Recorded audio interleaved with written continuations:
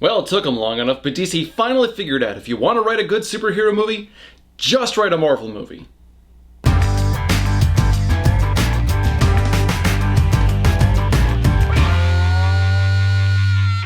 Shazam is the newest superhero movie from DC's cinematic universe, and yes, I refuse to call it the expanded universe because it's not expanding from anything. It tells the story of Billy Batson, a teenager who was abandoned as a kid, but was one day plucked off the street by a wizard from the end of time. The wizard then uses his powers to turn Billy into a superhero known as Shazam. And from there, Shazam goes off and saves the day. Now, like every other comic movie I review, I know nothing of the source material, so I can't really compare it as an adaptation.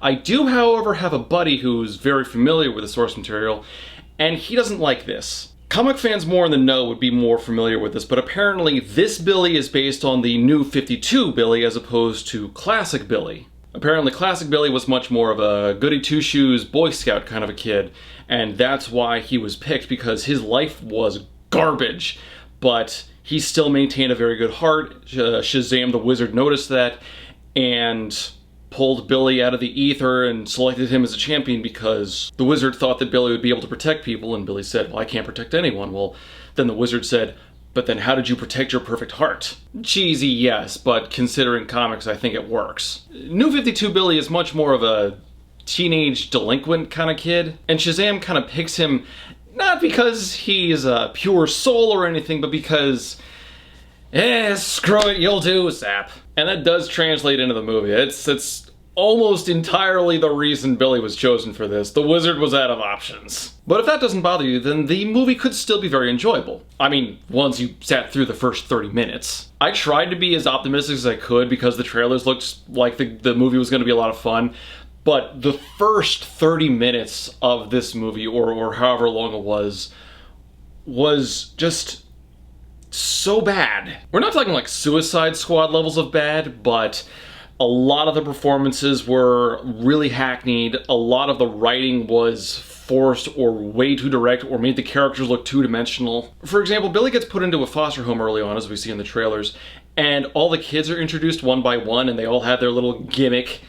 And at first it looks like they're really being set up as these two-dimensional characters. You got the one who likes video games. You got the one who's a chatterbox. You got the one who's trying to get into college. The only one who's given any kind of dimension is Frank. He's the one with the cane. The younger kids especially came off extremely wooden, and I do not blame the kids for that.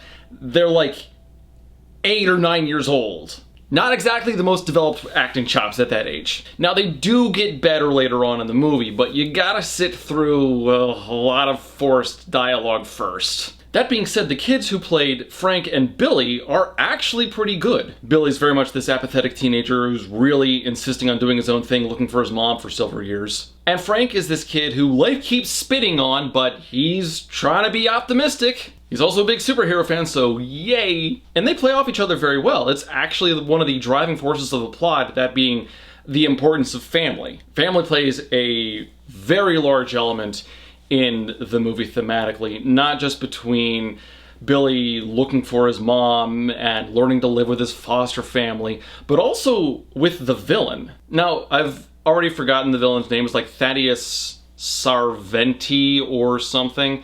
I guess he's a significant enough character from the comics, but I know nothing of him. He was originally one of the Wizard Shazam's possible candidates to inherit his powers, but he wasn't pure enough, so he got kicked out. Well, that combined with a very abusive household, apathetic, unloving father, bully of an older brother, poor Thaddeus kinda got pushed to the dark side because he didn't have family. And this is all set up very early on, but the movie does play with that theme very well. Not too on the nose, it kinda gets a little close near the end, but I thought they did a pretty good job with it overall. It's also good that they focused on the singular threat because a lot of this movie was Billy trying to learn how to use his powers, and having a singular threat to focus on really directed his energy once everything started spiraling out of control. Not just in the learning to use the powers thing, but also the previously mentioned theme of family.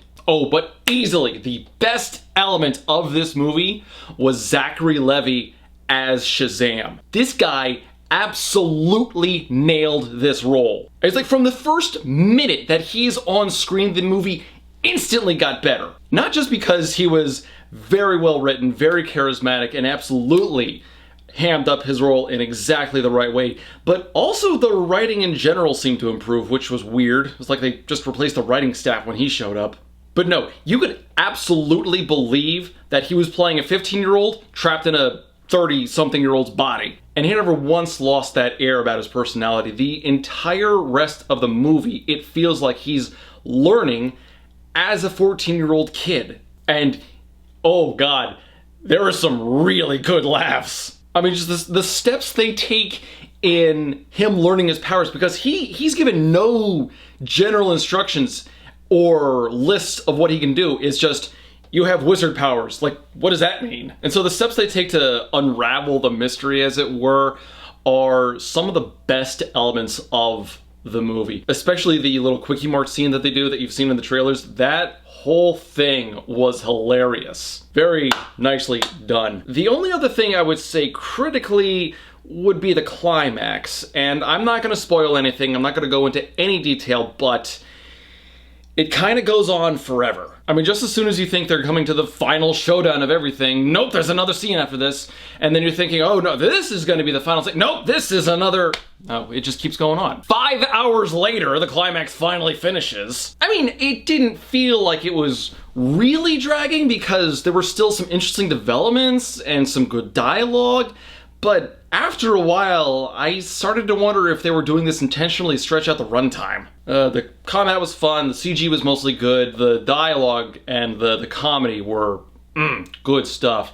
DC, this is the direction you should be going. There was a touch of grim, dark stuff in the movie, but the comedy and the lightheartedness absolutely overshadowed that. The movie has flaws, and plenty of them, but there is more good than bad. There's also a mid-credits scene, and maybe someone else can figure it out. I don't know what was going on. I won't spoil it. I just didn't get it. Call me a fraud. I don't know. I don't do comics. I just like the movies.